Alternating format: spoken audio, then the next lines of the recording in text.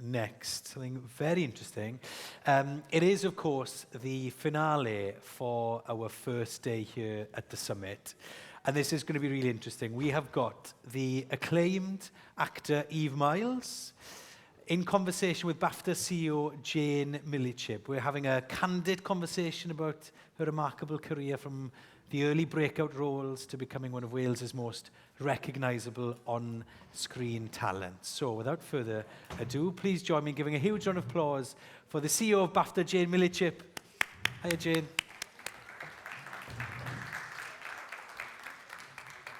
Nice to see you. You're right. Hiya. Cheers. Thank you.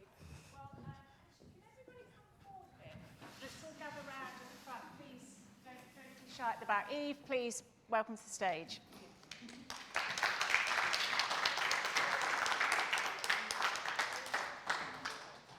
Thank you. So you've just heard a very good panel about sport, and we have a sporting legend here on stage with us right now. On Saturday, while BAFTA was handing out gongs to the deserving brilliance, production and creative world of Wales, Eve was running the half marathon. Plodding. It's more than I could ever do. Yes. So, yes, congratulations. Thank you. And your second half marathon? Second one for Cardiff, yeah. Yeah, I've done a few. I also did London, full marathon. That'll never happen again. But it's such a lovely atmosphere, you know, and it's just really nice to do it in Cardiff. Does that take you along? Because I try, and I was saying backstage, I try and run, but I try and love it, and I really hate it. And so do you listen to music, or you're in your own thoughts? Are you going through scripts? What's going through your head when you're running?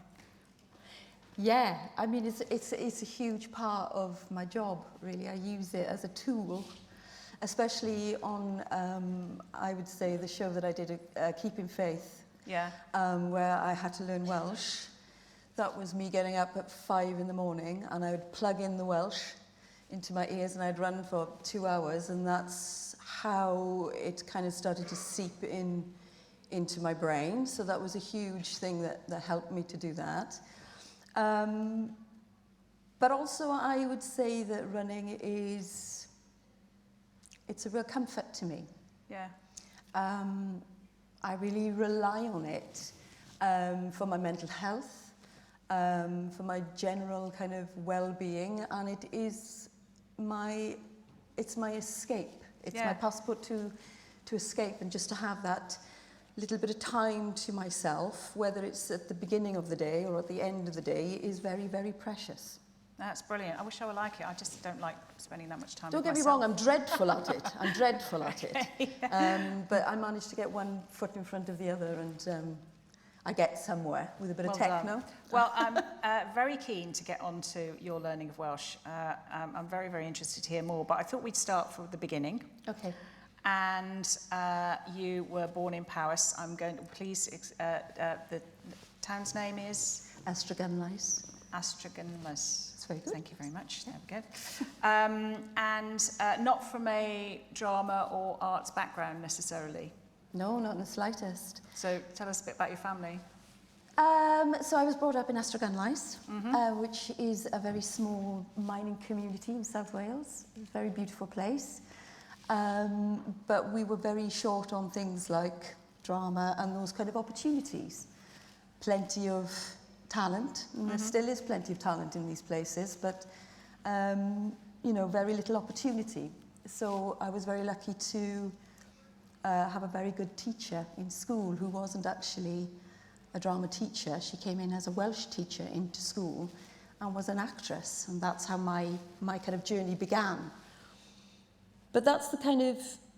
And did she recognise something in you, or were you keen to perform, or do you not remember what the difference Well, of I those think two she things thought, was? I'm going to have to take this one under my wing, or she's going to end up in prison.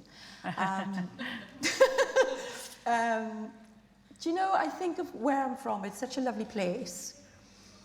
But my situation and my circumstances was I was brought up predominantly by a single parent, by my mum, Jennifer, who didn't drive. We had very little funds, but plenty of love and encouragement. So we were kind of well, I was kind of left to my own devices in a way of creativity. So my bike was my horse, you know, and the lights was New York, you know, the valley was New York. And I just had this incredible kind of active sort of brain. And I guess that was down to me needing and wanting to see the world and needing to kind of break out and be free and to see what was out there and to see what was possible. So it was about books, and it was about film, and it was about putting something in and watching something, and that was I think that was the catalyst to why I'm sat here talking to you today. So that is lovely to hear, because at BAFTA, one of the things that we are constantly banging on about is the absence of really strong arts education in early years learning. It's great to see that filmmaking is now part of the curriculum in Scotland. Well done, Scotland. Yes. But for the last 20 years, we've seen a real downgrading of creative learning, particularly in early years. And, you know, one of the things we feel really passionate about is, one, let's get it back into the classrooms because we want our next generation of talent. Yeah. But secondly, it's a way of learning creative thinking. It's a way of becoming a great consumer of the arts, whether you read, listen or watch. And so it's lovely to hear that you had that, even though you didn't have a particularly strong drama department, you had someone who was going to nurture that in you. And it just feels a bit tragic that we have to rely on being lucky and having the teacher that's for you. That's right, and that's just pure luck. Yeah. You know, her name is Hazel Williams, and she came in and she did a drama class in our dinner hour, and we put on Willie Russell's Our Day Out, and she just pulled me aside and she said, I think you should try out for the National Theatre of Wales. Amazing.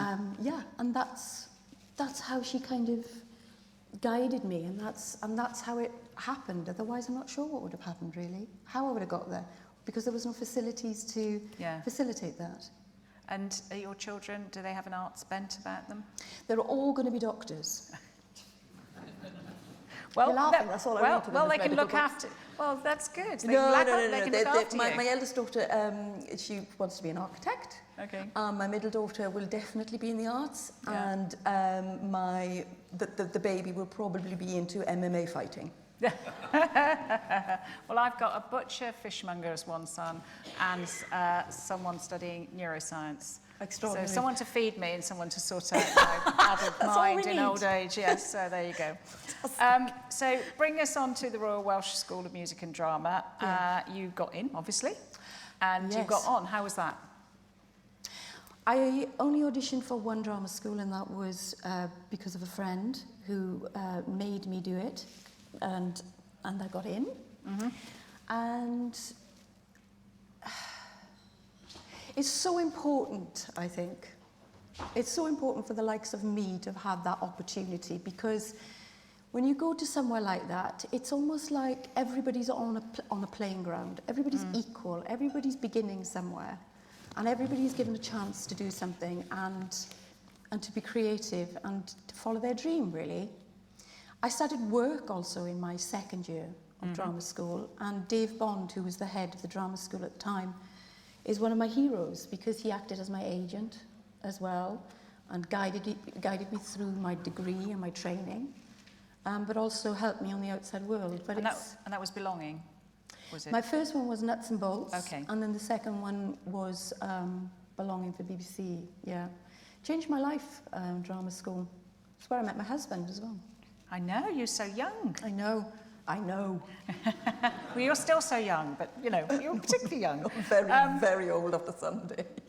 So how did you manage that? Because I'm always intrigued by the actors who start working often whilst they're still at drama school, still learning.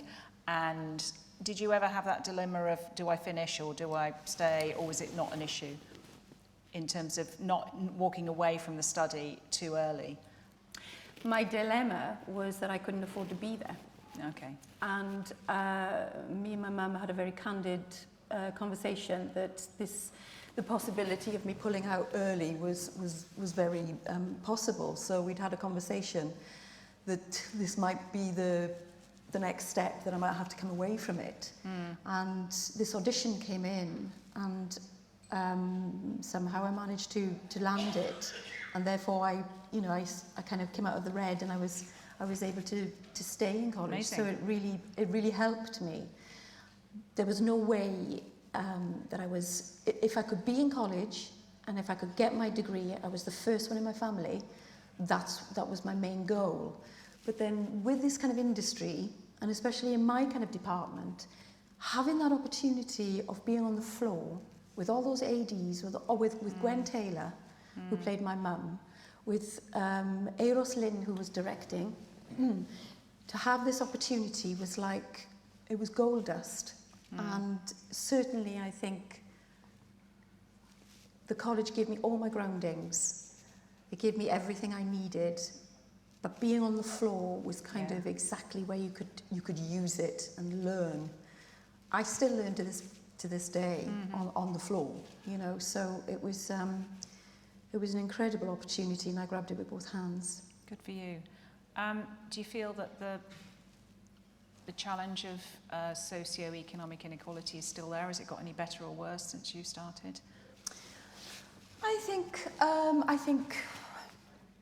every situation and every circumstance is different. I think everybody has a struggle. Yeah. But I think the most important thing is that there is a place, a safe space for everybody to be able to do what they want and to be allowed to do what they want and to be supported. As long as you have that, then it's up to you how you progress in that area. You were on Belonging for quite a long time, 9 years. I was, yes, yeah. And so young. So how old, between what ages were you then? Well, I started when I was 20, I believe. 20. I think I was on it till I was about 28. So it was kind of like every autumn we would be doing it. So every other job that I was doing, I'd always say, but this is the love of my life. I've got to keep going back and forth to this. It's because they're my family. And it's brilliant. You describe it as the love of your life. I'm interested to have that kind of consistency of work, repeat work at such an early age is incredible. But really special. But at any point, did you think that, oh Lord, that's holding me back, I need to go and spread my wings and get away from it? Or was it just something that was like always kind of a hard yes in your calendar every year? Even back then, I realised what a good script was. Yeah. Even back then, I understood what good writing was. And I never, ever took for granted work. So it was always something I looked forward to. It was a wonderful team behind it. Castor again, I was writing it, and Jason Sutton, brilliant producers, and the character was just fantastic. And every year, they just kind of brought these scripts to me, and I was like, well, why wouldn't I do this? Why wouldn't I keep going back to something that is this good? And back then, of course, we didn't have the iPlayer or anything like that. So it was all consumed in Wales and just watched in Wales as well. And I often wonder what it would be like now if that series was made again, how that would travel and how that would be received outside of Wales. I think it would be received pretty well. And tell us about that, your character. Is it Kerry? Yes, Kerry Lewis. Well, originally I didn't get the part. Okay. I'd gone in and I auditioned with a few people, and Gary Howe was casting at the time, and wonderful Gary Howe, and he got in touch. He said, sorry darling, not this time darling, too young. I said, oh, I'll take that, too young. And about 3 weeks later, they came back and they said, we're going to write the character a lot younger, so that she's a teenage mum, and that she had Jakey when she was 15, 16, so it made her a teenage mum. I thought, well, that's really interesting. That's really something wonderful to play, and that's got quite a lot of depth, and I don't know a lot about that, you know. So that's something for me to get my teeth into, and they just rolled with that. So that was, you know. And to play such a complex character, yeah, with a life experience outside of yours at that time, very considerably. much so, yes. how did you get into the character? What methods who did you speak to help you get there? I mean, I am endlessly impressed by the quality of youth acting in this country, from children to young people, but the depth of emotion that they can pull out, not least, you know, the most obvious one recently is adolescence. But how did you dig into those parts of a character when the life experience was so different from yours at the time? Well, I was taught on set to trust. And being so young and being so inexperienced, that's all I had was trust. Trust of Eros Lynn, my director, and also being able to approach and communicate with my writer. And for there not to be any sort of divisions, not to be kind of outcasted by anything, or not feel like you can't ask questions, because as soon as you feel that's the case, things start shutting down, and what could have been great starts to kind of seep away. So even from that young age, I wasn't scared of going up and saying, I don't quite get this. What does this mean? Or how can I find depth in this? Yeah. And it all came down to the truth.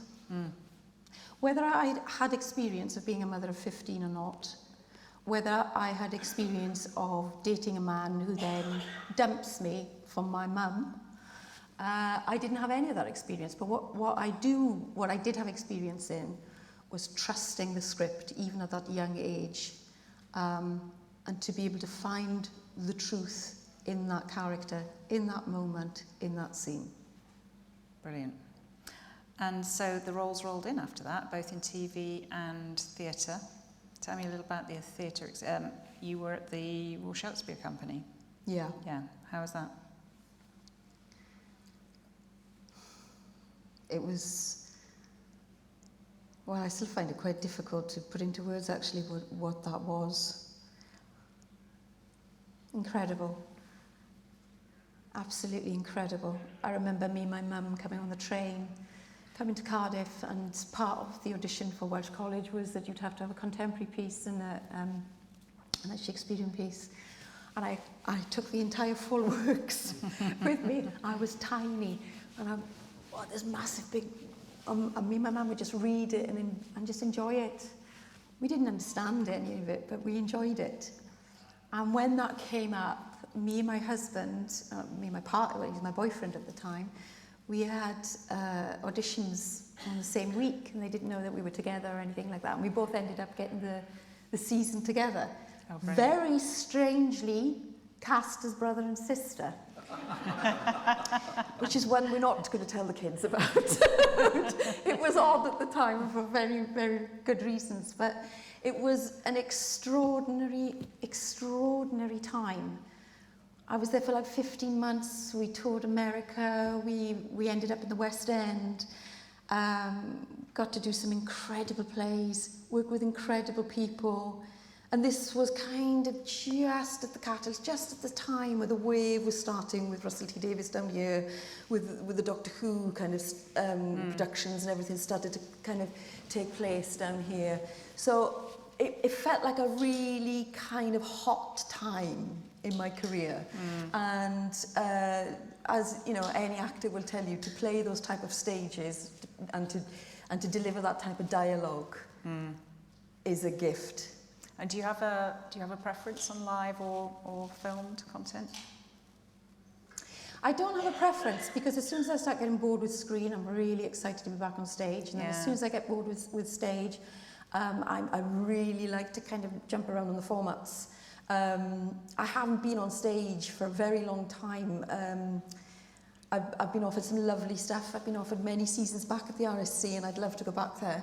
But I have young children at the moment, and being in Stratford is not an option at the moment. But I very much look forward to going back there and tackling some of the characters I'm probably not meant to play. and preferably not playing against your husband as a sibling. Yes, it would be very odd for the kids. Which is, I suppose, that's got slightly more Greek tragedy about it than Shakespeare, hasn't it? It's like, absolutely. Let's move on from that one, shall we? So, you've mentioned him already, the absolutely brilliantly fantastic Russell T Davies. Yes. Who was awarded yet another BAFTA for Lifetime Achievement at the BAFTA Awards, the Cymru Awards on Sunday, and he blew up television with an absolutely spectacular speech, which has gone viral, in which he implored, particularly the television business, but also film, not to be timid, to have an opinion, not to be afraid, and referred to the council culture that has made us all very timid. But as ever, complete firebrand, and I think everybody since who's seen that speech has said what he said. What was he like to work with? Russell. Russell is one of these people that is, he's just all-consuming. He's not over. He's over absolutely everything. Everything. You know, he's a showrunner extraordinaire. He's apart from professionally, absolutely 10 steps ahead of everybody. But personally, he's wonderful with everybody. A great support. He's magical. I don't know how his brain works. It must be like 3D chess in there or something, because, you know, his brain is extraordinary. And when you get a Russell T Davies script put in front of you, it's like everything else can just go away. You just need to sit down and read it, consume it, and just enjoy every second of it. He's the master of what he does, and long may it reign. Well, also, I think, you know, he really respects the craft and practitioners around him. Absolutely, you know, he does, he loves writing for actors, and in fact, he created Gwen, your character, didn't he, for you? He did, yes. I still find that quite, you know, extraordinary that I went in, I did an episode of Doctor Who, and it turns out that was probably the biggest audition of my career. Little did I know. I just went in. It was a Dickens episode for Mark Gatiss. He'd written the episode, which was a lovely, lovely episode. And I was at the National Theatre. I was doing the Henrys with Gambon. And I had a message from Julie Gardner saying that she was coming to see the show with Andy Pryor, casting director. And it would be lovely to see me after the show. I thought, oh, that's lovely. They've come all the way to see the show. And it was very, very quick. She said, hi, sit down. Would you like a drink? Yes, okay. Don't go telling anybody. It's very, very early days. Russell T Davies has written you a 12-part series called Torchwood. Are you available next April? I said, did you enjoy the show? She said, yes, it was very good. It was very good. But are you available? And I said, right. I'll have a word with my agent tomorrow, and I'll make myself available for Russell any time.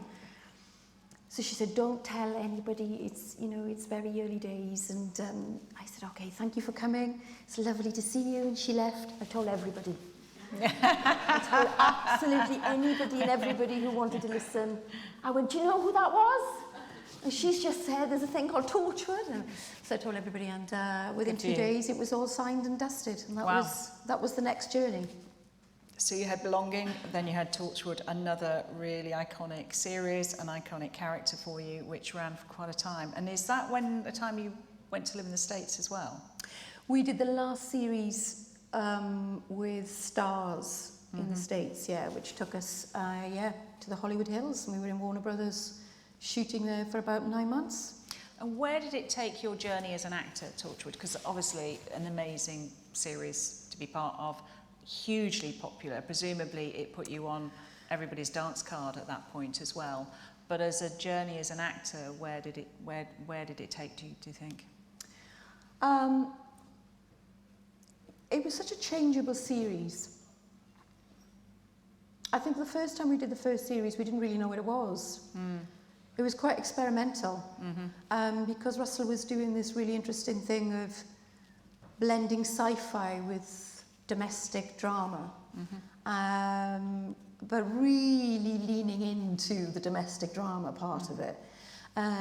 So you'd have the likes of, you know, John Barrowman playing Captain Jack, who is this, you know, immortal kind of guy that, you know, is this incredible thing. And then you have the everyday girl like Gwen. So the fusion just sort of worked. So I had the job of constantly anchoring you guys into reality that this could happen to all of us, which was a great thing to be able to have hold of, actually. But I think the series I think the whole kind of franchise of it just went from strength to strength, because every series that we were doing, particularly when we got to Children of Earth, we really knew who we were and what we were doing. When we had that event week, which was an extraordinary thing to be a part of. It was the kind of I think the characters kind of grew with us, and then Russell just kind of wrote for us more and more. But an amazing experience to be able to take a production over here, over to the States. And then I think we came back over here for about 3 or 4 weeks with the American crew to shoot a lot of Miracle Day, which I was very proud of, because it was a Welsh crew, and they just showed how fantastic they were. What was it like? I'm intrigued, having done so much UK production. What was the experience like when you were commissioned by Stars? Was the atmosphere on set any different? Did you have a lot more execs, you know, talking into the sleeves? We had a lot more money. Yeah. That was for sure. I think it was Children of Earth. I think there was a shot of me pretending to go up in in a helicopter, and it was me in a transit van, literally, with the camera was going one way and I was going another way like this in the van. And we were like, that works. That looks like you're in a helicopter. That's absolutely great. And then it came to Miracle Day, and we had 2 jumbo jets. And it was like, this is crazy, you know. But it just got bigger. And what that allowed us to do was tell a bigger story. We could be a lot more ambitious. And I think it was the story that Russell wanted to write from word go, but, you know, practically and financially what we weren't able to do, but we got there and we did it. Were you tempted to stay in the States? I really enjoyed it there. I think we nailed it because we were up in the hills and out of the hubbub of it all. I'm a very private person and quiet, and so I was able to hide away a bit, and I really enjoyed it. But I came back. There was quite a lot of work opportunities, so we came back, and my daughter was then getting to an age where we were thinking about nursery and school, and then you've got to kind of lock in somewhere. Yeah, indeed. Yeah.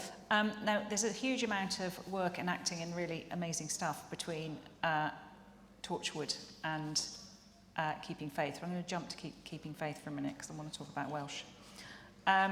So 2017 you were approached to play Keeping Faith, to play Faith House in Keeping Faith. Yeah. I understand you're considering leaving acting at that point. Yeah. To start medical school. Why? Yeah. Just, I think it was a time, I mean, I don't know if anybody in the room feels that they've gone through similar situations, but you do things for a long time, and sometimes you think maybe there's something more, or there's something different, or maybe maybe you've done it now, or maybe there's something else out there for you. I was always interested in medicine, always, and I was being sent a lot of stuff that I've already done. Okay. And I was getting I had a big kind of career wobble, and I was going, I think I need to be doing something completely different. And so I signed up for med school, and I needed to be challenged. My brain was dying, and And Keeping Faith came through the door. And of course, you know, Matthew Hall had written this incredible character. He'd developed this incredible script and this incredible story. And it was being filmed back to back. And I kept saying, I'd love to do this actually. I'd really like to give this a go and see what I find with this character and what I can do with this show. And how we can represent Wales with this show is really kind of thrilling. But I do not speak a word of Welsh. And nobody believed me. For the longest time, I think it was 4 times I was saying, I don't know how else to be able to say that I do not speak Welsh. If you bring me a Russian script, I'll be starting in the same place. I don't. And Nora Osler was the producer at the time. And this was about 9:15 at night, and Pip Broughton, who was the exec, said, Nora's going to come over and have a chat with you. So Nora came over, and by the time Nora had come over, this was the 4th time I'd said, I can't do this, it's killing me. I can name many actresses who would be beautiful in this part. And I was giving them all Casses, I was giving Hannah Dans, I was giving them all out. And I said, I cannot speak Welsh. And they were like, oh, yes, you can. I said, I can't. No, nothing at all. I can say Bore da, but that's it. And I had to come out in hives by the time Nora had come to my house. I had all this nervous kind of hives and rash. She sat opposite me, and we had Matthew Hall's script in front of us.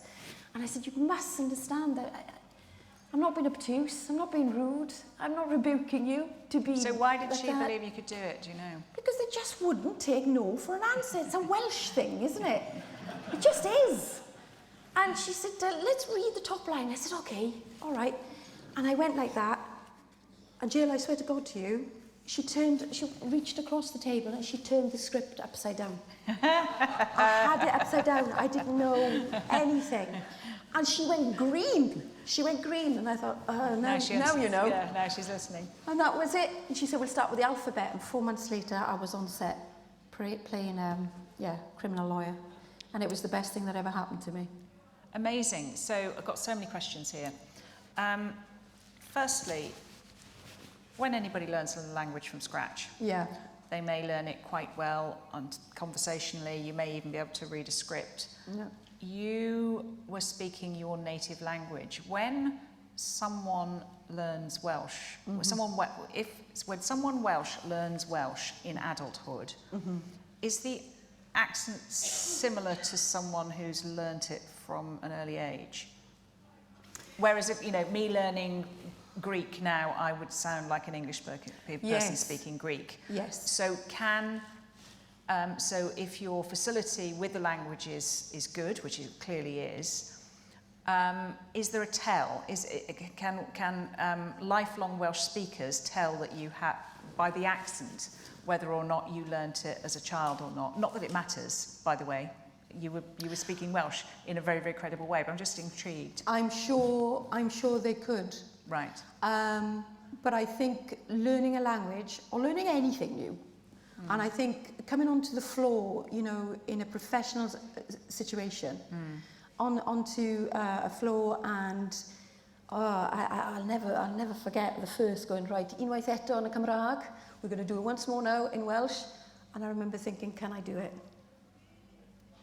Is it going to come out? And how is it going to be received? And that happened once, because I knew for the rest of the time I was there, the people I was surrounded by wanted me to do well, of course they did. Wanted to support me, and was there to help me. And did it help the fact that you were doing it in dual language, so you were living the character, you were living the part, so was that helpful when you were shooting in Welsh? No. No, because they were very different actually. The 2 series, Un Bore Merche was very different to Keeping Faith. Scenes were different, they were written differently. Oh, really? Yes. Oh, tell me about that, and I'm really interested. Why? Yeah, they were. What was the inspiration well, for that? SFC, we have adverts. BBC, we don't. Yeah. So we had to cut a lot of the SFC stuff. Apparently, so my husband says, I was much angrier, Faith, in Welsh. So I was about to ask you if you feel differently in Welsh or English, because I've worked in international businesses all my life and worked with international teams. Okay. And I remember sitting next to, and I speak a couple of European languages, and I was sitting next to a colleague, Leona, who spoke, she was brought up bilingual, perfect in English, perfect in French. And I'd known her for years, and I thought, she's funnier in French. She makes more jokes. She laughs more often. And I was like, we've been working with this for ages. And I said, did you know you were funnier in French? She went, what, funny peculiar? I went, no, you make more jokes, you laugh more, you're more tinkly as a person. Yes. And is it the culture, or is it the language?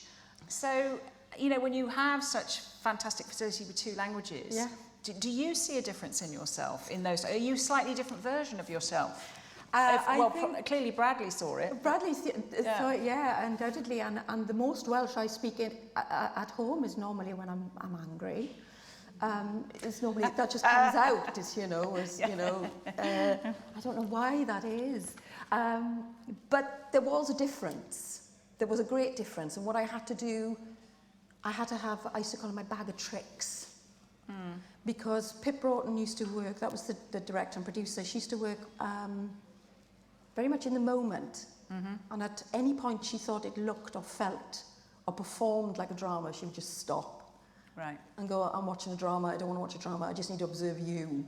And then all of a sudden, like everything kind of, you've got the ability to forget where your camera is and where your angles are, and you know, to find your light and to position it beautifully, and to play, you know, who's opposite you, but also to play to you. All of that just kind of went out of the window. So the language had to be in my DNA. I had to have my bag of tricks so that when everybody, not only my lines, but I had to know what you were saying. So if you came off script, I'd have to know what my cue is for you, for me to come in. So there was this kind of juggle, but my God, it was thrilling. Amazing. And, you know, at that point I wanted to go into med school and everything, and I thought, if this isn't challenging, I don't know what is. So it was at the absolute right time. It was the perfect challenge. I gained so much from it. And, you know, I'd encourage anybody to do it. I think it's absolutely tremendous what you've done. I'm so impressed. And this time you were playing opposite your husband, as your husband this time. Slightly less Greek and maybe more Shakespearean this time. So there was a gap of how many years between you playing opposite each other? Or had you done it? Not quite a while. And he broke the news to me when I was in hospital. There you go, look, I've played an action hero for 7 years and never had an injury. And I polished my table and I got a splinter in my finger and I was in hospital for a week. So I've never cleaned since. Did it go septic? Yes, it went straight in, and I thought, well, that's a bit weird. And I was trying to change the scripts. I was working on my keep and face scripts, and my finger stopped, and then my whole hand started to get massive. Wow, and I had 2 operations in 2 days, and he'd auditioned for a different part. I shan't say what part it was. Steve Baldini. And he'd auditioned for another part, and it didn't happen. And I remember just coming out of the second operation, and him kind of leaning over me in the hospital bed in the Heath, and he said, darling, I'm going to be playing Evan. I said, you better get me more morphine. You know, I need some more morphine, this is crazy. And then I woke up and I said, did you just say that you've been cast? He said, yes. I said, right. Okay, how do we work this? And he was great. And he's a Welsh speaker from birth. Brad is a Welsh speaker. He was educated in Welsh. Parents didn't speak Welsh, but Brad was educated in Welsh and speaks Welsh, yes, and has worked in the Welsh medium since leaving college. And do you speak in Welsh together now? He does he's very patient with me. Put it like that. We do our best. I keep it alive as much as possible. And what a part. What an amazing series. It was, breakout in so many ways, and it's brilliant that it is so fabulous. I mean, it is the fact that it's shot in Welsh and English. It must be one of your proudest moments, surely, in your working career. I mean, Wales has a reputation and a history and a catalogue of extraordinary dramas that are, you know, filmed back to back. what's really exciting, and I think kind of Hinterland and Keeping Faith, these kind of dramas started to come onto a platform that was getting bigger and bigger, and was kind of, we were being exposed in a much, on a much bigger stage. Yes. And that's really, really exciting. So to have been a part of that wave of our dramas being shown on a much bigger stage was very exciting. Faith is a very, very special part to me. It's a very special series to me. It's something that I will be eternally grateful for. And please tell me you invested in a raincoat company, yellow raincoat company, please. Isn't that crazy? I know. Do you know that coat had its own Twitter account? So it should have done. Isn't that crazy? And did you just have one, or were there 5 yellow coats that you could just jump into at any given point? We had a few, and I gave one of them to Make-A-Wish Foundation. Yeah, oh good. And they raise a lovely amount of money for the charity for that. And the shoes and everything. There was an iconic kind of style to Faith that people sort of connected with, I think. Well, she was very human. She was in Wellies 1 minute and Stilettos the next, and sometimes one of each. While she was juggling 2 or sometimes lives. nothing. Yes. Yeah. Yeah, she was very, She was great. She was a lovely character. very human. Yeah. I'm bouncing again forwards to your most recent series that we've had the joy to see in the UK, which is The Guest. Yeah. And tell me a little bit about how that came about. The Guest came about, I was 40 minutes away from taking my daughters to see Taylor Swift. And we were all pink and glittery and ready for a lovely evening. My agents emailed me and said, you need to take a look at this ASAP. And I'd just seen Key Street, Nicola Schindler and Ashley Way and Karen Lewis, and I went, girls, you might be going to Taylor Swift on your own. I need to be able to look at this. So I kind of looked at about, I think it was 3 or 4 pages, and I thought, this is dynamite. And so I went to see Taylor Swift. Taylor Swift was wonderful, but I can't remember any of it because all I could think about was those first 3 or 4 pages that I'd read of The Guest. I don't want to take anything away from Taylor. But I don't think she's too worried. Oh, I don't think she's worried at all, but the guest was like this, come on. And as soon as I got home, I put the kids to bed and I read all of them. And I went to bed about 1:30 in the morning, and I woke up in the morning and I got in touch with my agent straight away and I said, this is a chemistry set. I need to know who's opposite me. Yeah. And when they said Gabs, I said, I'm in. And quite a strange character, Fran. What do you mean? No. What do you mean? Yeah, that is what I mean. The hidden levels, the still waters that ran deep in her, the fact that she was a conniving so-and-so, yet had her struggles with the husband. I mean, really complex person to come to terms with. Really tricky, actually, very challenging. Was she difficult to empathise with at times? I try not to. Everything I do, I try to be as unjudged. I try not to judge any character I play. From the word go, I try to be as open and as porous as I possibly can. I always try to like them, even in their worst kind of ways. Or I always try to find the endearment. Sometimes you can't, but that doesn't mean I'm not trying to find it, because I'm always playing a human being. Never mind how monstrous they are, there's a reason for why they are the way they are at that particular time that I'm playing them. So she was particularly complex and difficult and challenging, and I've never had so many people at the school gate say to me, I'm quite scared of you. Yeah. And I knew that would be the case because she's like a flip of a coin. Yes. You know, and as soon as she's seen as anything but perfect, she'll have your gullet. Yes. You know, she's got this very kind of childlike quality, and yet this monstrous kind of power and strength and unfiltered kind of need to be on top.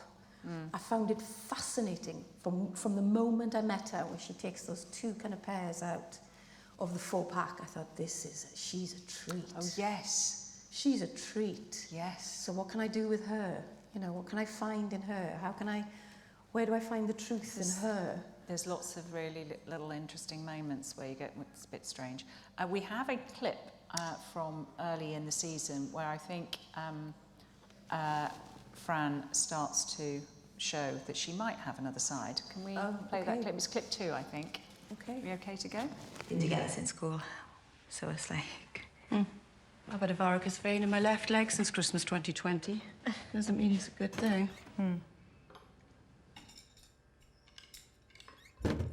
Do you love him? Can't remember not being with him. I have a friend who was married for years. And one morning she came downstairs and there he was, her husband. He was tipping the milk from his cereal bowl into his big fat gob, like he had done every morning since the day they'd met. And she wanted to kill him. Because she knew in that moment that she'd wasted half her life with a man she didn't love. Living a life she didn't want.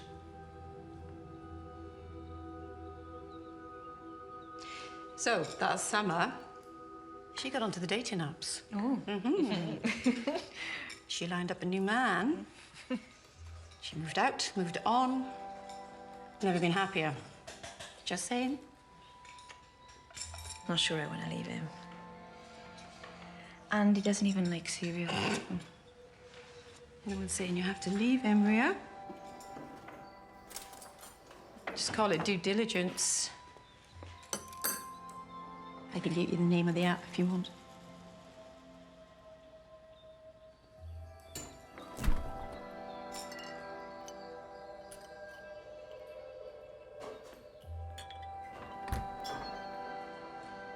How do you feel about starting tomorrow? Well, for the trial.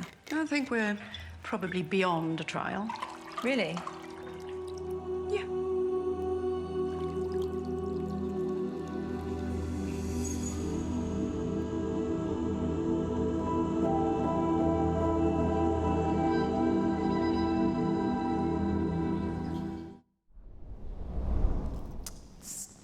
Delicious, not just the sushi, but so deliciously creepy.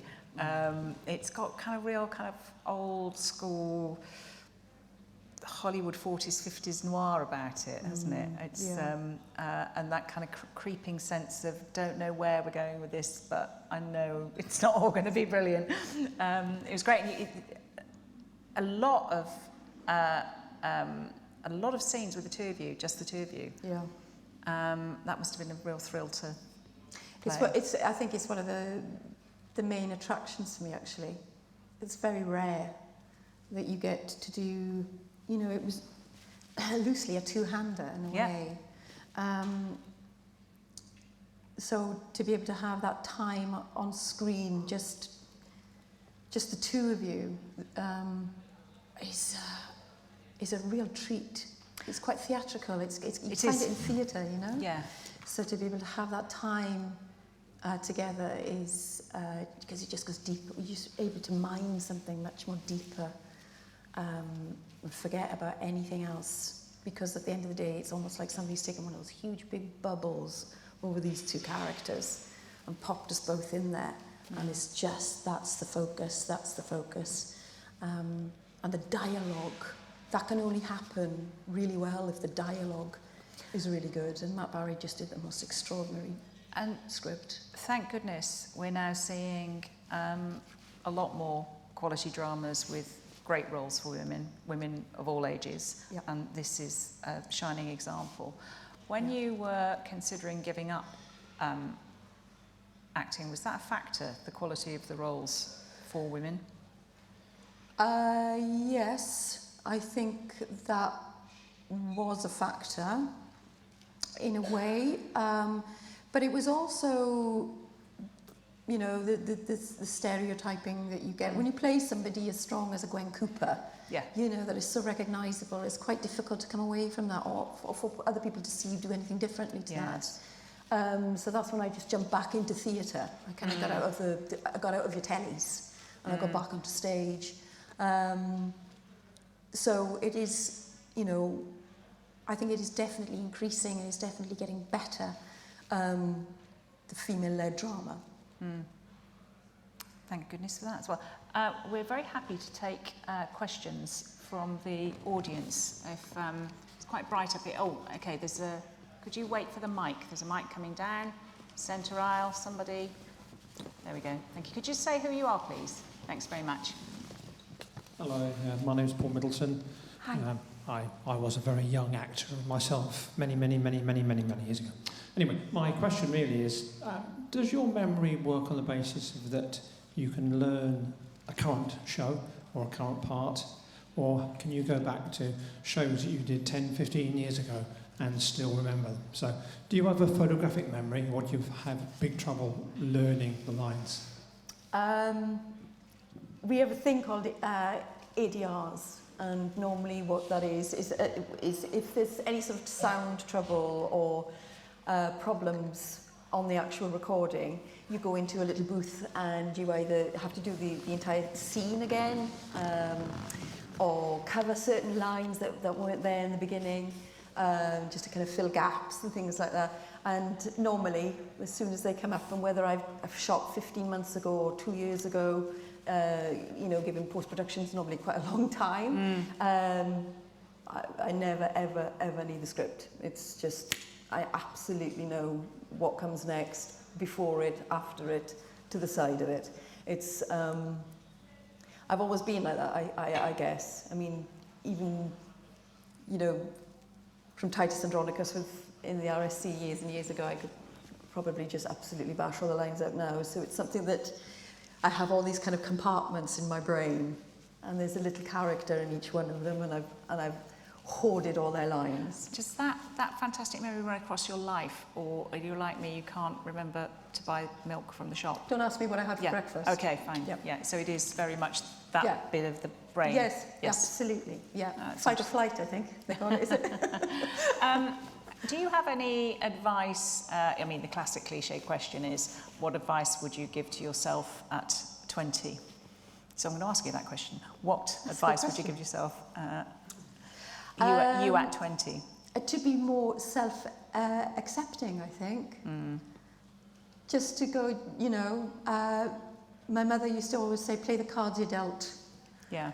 You know, and I didn't quite understand that as a young woman, as a young actress, but I certainly do now. And I've got 3 young daughters, and that's what I tell them. You know, Brilliant. You play the cards you're dealt, and you are you.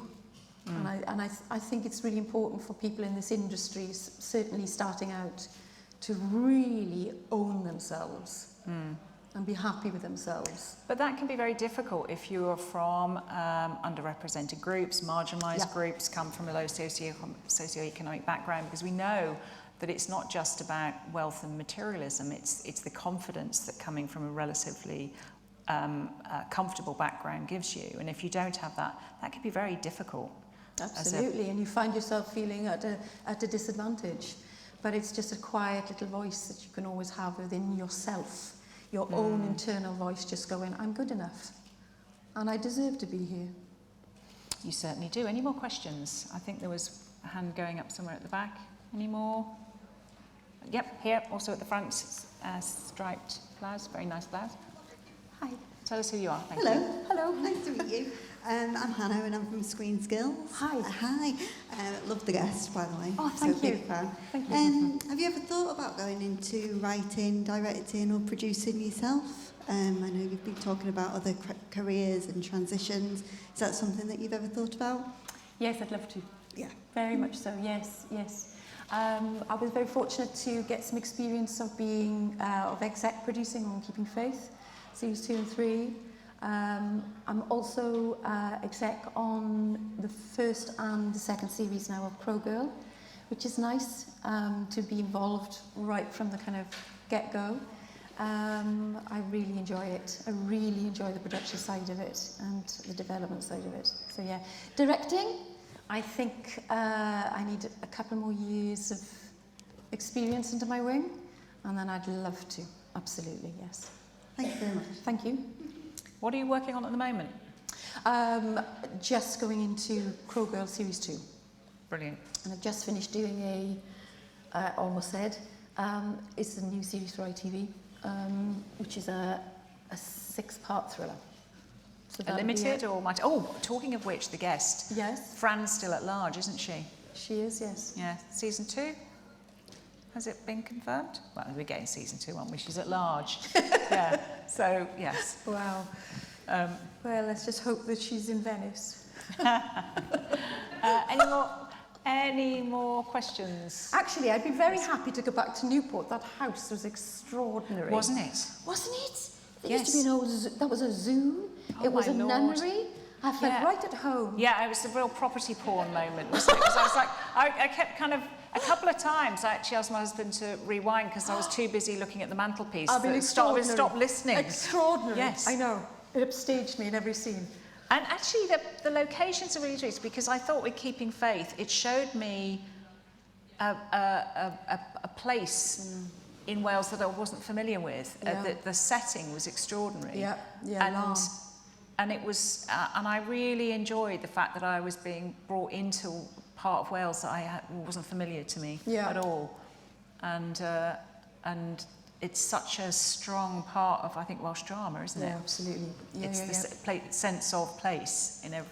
Oh yeah, the precinct is kind of, well, I think the precinct is proving to be a major part of how we tell our stories down here, because we do have these magical kind of pockets that are sort of undiscovered down here, you know. So, and I don't know of many dramas that have been set up in certain parts of Wales at the moment that have been in development that is just so exciting that, you know, I know that people don't really know about and yet are ready-made for extraordinary stories to be poured into them. Well, I couldn't believe this sex education.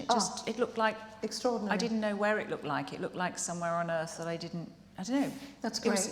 It was familiar but totally unfamiliar at the same time. Yes, yes. Yeah, very clever.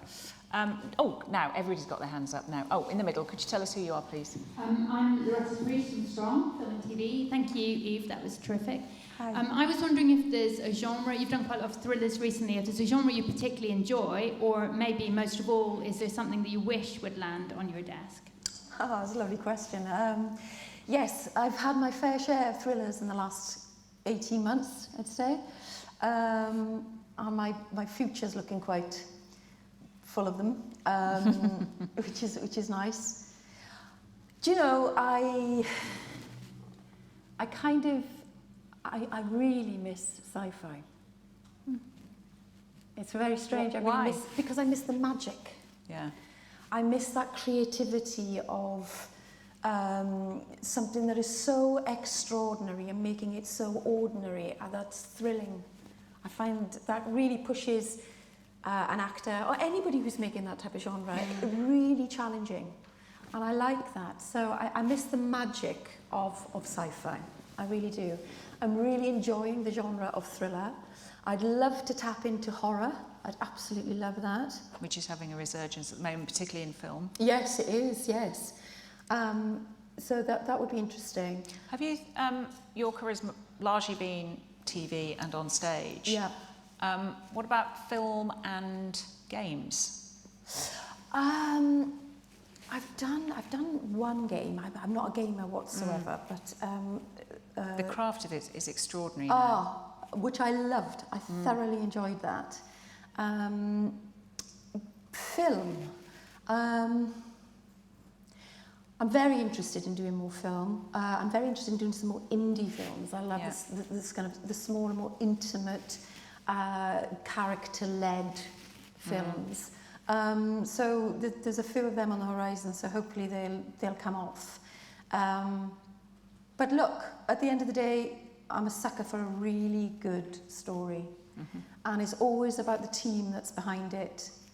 And it's always about, can I do this? And if the answer is no, then that's exactly what I'm doing next. What a brilliant way to end it. First of all, any more questions? Any more questions? Yeah, is the mic going to someone? Oh, right. No, it was being given back. What advice would you have for this? This audience is a mixture. Who's a producer in the audience? Director, who consider themselves a craftsperson in the audience? Yeah, executives, and a bunch of very mysterious people, because I don't know. It's all my family. What you have here is an audience of exceptional professionals across the crafts categories, producers, executives in the Welsh business, passionate about the Welsh screen industry and Wales itself. What advice would you give? Sorry, it's a bit of a big one to end with. What would you ask of the people in this room, actually? I would ask you to always encourage new voices, and I would encourage you to be bold and to be authentic and to celebrate who we are, where we're from, and what we can do. Keep telling Welsh stories, keep this industry down here thriving, and let's make it bigger and bolder and more daring than ever. The talent is here, let's do it. Thank you. You heard it from Russell T Davies on Sunday. You've heard it from Eve Myles today. Let's get on with it. Eve, it's been a pleasure to talk to you. Thank you. It's been really interesting, and I've loved every second of it. I hope the audience, you've enjoyed it too. I'm sure you have. Thank you. Please. Eve Myles, thank you.